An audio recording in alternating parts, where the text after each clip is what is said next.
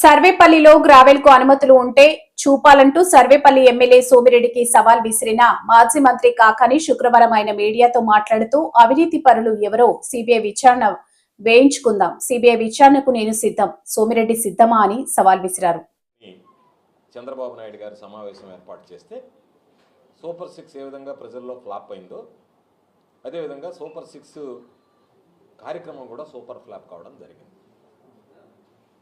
దానికి రకరకాలైనటువంటి మాటలు జగన్మోహన్ రెడ్డి గారి మీద మాట్లాడడం, జగన్మోహన్ రెడ్డి గారు ఈ రాష్ట్రంలో రైతులు ఎదుర్కొంటున్నటువంటి అనేక సమస్యల గురించి విలేకరుల సమావేశం ఏర్పాటు చేసి 11వ తేదీ దాని గురించి మొత్తం అన్ని విషయాలు కూడా ఆయన చెప్పడం జరిగింది. అయితే దానివల్ల చంద్రబాబు నాయుడు టీము సమాధానం చెప్పలేనటువంటి పరిస్థితుల్లో జగన్మోహన్ రెడ్డి గారి మీద అనేక రకాలైనటువంటి విమర్శలకు దిగడం, మాటల దాడి చేయడం అనేటువంటిది ఏమైనటువంటి చర్య. అందులో భాగంగా వ్యవసాయ శాఖ మంత్రిగా ఉన్నటువంటి అచ్చెన్నాయుడు గారు రకరకాలైనటువంటి విషయాల గురించి మాట్లాడాడు. మేము అడిగేది యూరియాకి సంబంధించి మీడియా సాక్షిగా ఈ రాష్ట్రంలో యూరియా అవసరం ఉన్న దగ్గరికి వెళ్దాం, మీకు సంబంధించి యూరియా మీ పరిపాలనలో కూటమి పాలనలో రైతులు ఎన్ని రకాలైనటువంటి ఇబ్బందులు పడుతున్నారో చూద్దాం, దానికి మీరు సిద్ధమా అంటే ఆ ఛాలెంజ్ని స్వీకరించేటువంటి దమ్ము ధైర్యం లేక, బయటికి వెళ్ళి క్షేత్రస్థాయిలో పరిశీలించేటువంటి పరిస్థితులు లేక, ఎక్కడ మిమ్మల్ని రైతులు ఎదిరిస్తారో, ఎక్కడ మిమ్మల్ని రైతులు ఎదుర్కొంటారో, ఎక్కడ మీ మీద రైతులు విరుచుకుపడతారనేటువంటి భయంతో ఏసీ రూముల్లో కూర్చొని పత్రికా విలేకరుల సమావేశం ఏర్పాటు చేసుకుని వెళ్ళడం కాదు. అచ్చెన్నాయుడు గారు, మీరు వాస్తవాలని క్షేత్రస్థాయిలో పరిశీలించండి. నిన్నటిదాకా కూడా యూరియా కొరతకు సంబంధించినటువంటి సమస్యలు ఈ జిల్లాలో ఉన్నాయి. మాతో పాటు ఇతర కమ్యూనిస్టు పార్టీలకు సంబంధించి రైతు సంఘాలకు సంబంధించినటువంటి నాయకులందరూ కూడా వచ్చి, అయ్యా ఈరోజు యూరియా లేక ఇబ్బందులు పడుతున్నాం, పంటలకి గిట్టుబాటు ధర లేక ఇబ్బందులు పడుతున్నామంటే నువ్వు యూరియాకి ఇవ్వకపోవడానికి కారణం ఒకరోజు నీ నోటితోనే చెప్పావు. ఏమని? 50% మించి ప్రైవేటు వ్యక్తులకు ఇచ్చాం, దానివల్ల కొరత ఏర్పడింది, బ్లాక్ మార్కెటింగ్ వల్ల కొన్ని సమస్యలు వచ్చాయని నీ నోటితో నువ్వే చెప్పావు, ఒప్పుకున్నావు చేసినటువంటి తప్పుని. మరలా దాన్ని సమర్థించుకుంటూ 70% ఇచ్చాం, దాని ద్వారా ఈరోజు ఆ 70%కి సంబంధించి 70% ప్రభుత్వ ఆధీనంలో ఉన్నటువంటి మార్కెట్ ద్వారా ఇచ్చాం, మిగతా 30% మాత్రం వాళ్ళకి ఇచ్చామని 1-2 రోజుల్లోనే మాట మార్చావు. ఒకరోజు ఒక మాట చెప్పావు, మళ్ళీ 4 మాటలు పెట్టి ఇంకొక మాట మార్చావు.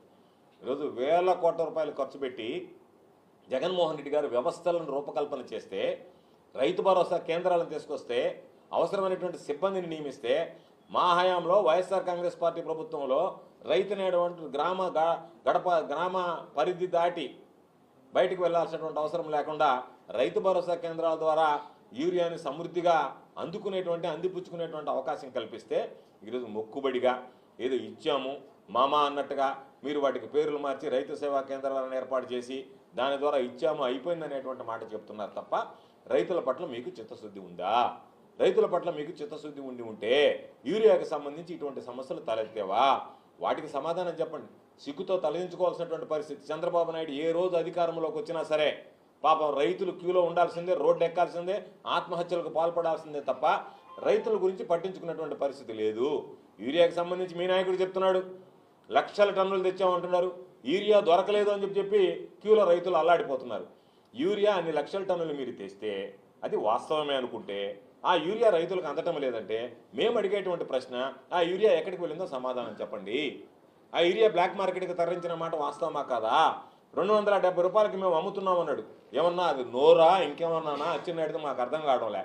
270 రూపాయలు కాదు, బయట మార్కెట్లో 600 రూపాయలు కూడా కొనుక్కున్నాము, 600 రూపాయలు కొనడానికి కూడా మాకు దొరకలేదు అని చెప్పి రైతులు బాహాటంగా గ్రామాల్లోకి వెళ్తే మాట్లాడేటువంటి పరిస్థితి ఉంది.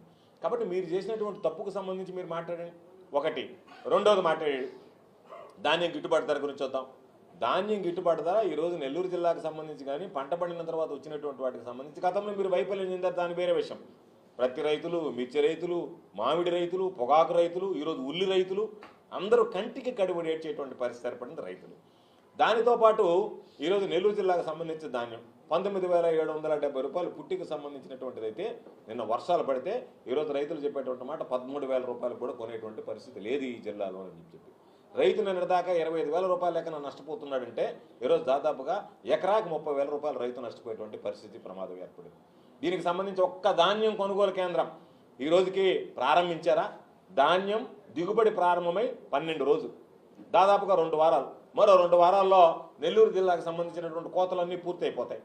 అటువంటి నేపథ్యంలో, అటువంటి పరిస్థితుల్లో మీరు ఈరోజు ధాన్యంకు సంబంధించినటువంటి కొనుగోలు కేంద్రాలు ఏర్పాటు చేయకుండా రైతుల నడ్డి విరుస్తుంటే, రైతుల పాపం నష్టపోతుంటే, ఒక పక్క యూరియా దొరక్క రైతుల పంట పండించుకోలేనటువంటి దౌర్భాగ్య పరిస్థితులు, పండించుకున్నటువంటి పంటకి గిట్టుబాటు ధర లేక ఈరోజు బోరుమని విలపించేటువంటి పరిస్థితి మన పక్క. రైతుల గోడు పట్టించుకునేటువంటి ఈ చంద్రబాబు నాయుడు ప్రభుత్వంలో నువ్వు ఒక వ్యవసాయ శాఖ మంత్రిగా అసలు నోరెత్తి మాట్లాడేటువంటి అర్హత నీకుందా?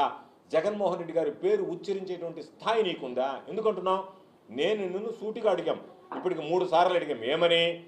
మీ పాలనలో ఒక జనరల్ మేనేజర్గా ఉన్నటువంటి వ్యక్తి ఏపీ ఆగ్రోస్కు సంబంధించి మంత్రి కార్యాలయం నన్ను మధ్యవర్తిగా ఏదైతే ధాన్యానికి యంత్రాలకు సంబంధించినటువంటి సరఫరా చేస్తారో